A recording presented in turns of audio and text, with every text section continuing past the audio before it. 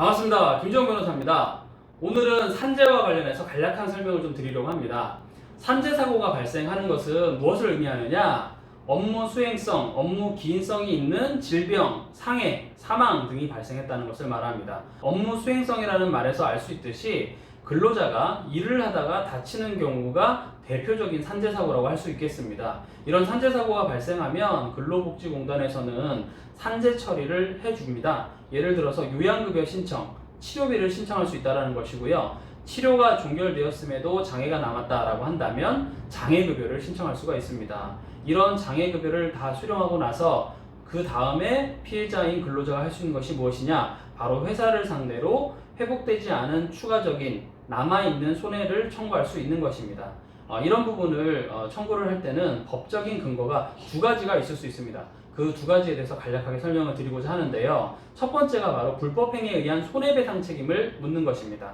불법행위에 의한 손해배상 책임을 물을 때는 고의 또는 과실로 위법행위를 한 가해자에 대해서 피해를 입은 피해자가 그 피해와 그리고 가해 행위와 피해 사이의 인과관계를 입증하고 또 손해까지 입증하면 청구를 할 수가 있도록 되어 있는데요. 이때 중요한 것은 750조 불법행위 책임을 묻기 위해서는 가해자와 손해를 안 날로부터 3년 이내에 청구를 해야 된다는 것이고 있은 날로부터는 10년 이내에 청구를 해야만 한다는 것입니다. 반대로 근로계약 관계만 확실하게 입증할 수 있다고 한다면 근로계약에 부수되는 신의칙상 안전배려 의무를 근거로 해서 채무불이행 책임을 물을 수도 있습니다. 이때 채무불이행 책임은 소멸시효가 5년이 적용된다는 점에서 더 긴 시간이 지난 이후에도 청구할 수 있다는 장점이 있고요. 근로자로서 안전한 작업 환경을 제공받지 못했다는 점만 입증하면 불법행위에 의한 손해배상 책임보다는 더 수월하게 인정된다는 점에서 입증 책임도 좀 더 완화된다는 측면이 있습니다.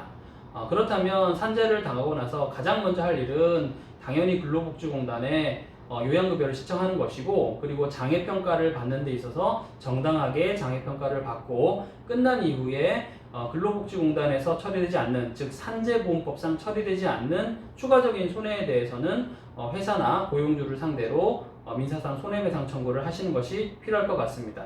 그때는 반드시 법률 전문가와 상담을 하셔서 어떤 부분이 내가 회복되지 못한 손해인지를 확인하고 청구하는 게 필요합니다. 대표적인 항목이 위자료 항목이고 또 화상사고의 경우에 있어서는 향후치료비 등을 청구하실 수가 있는 것입니다.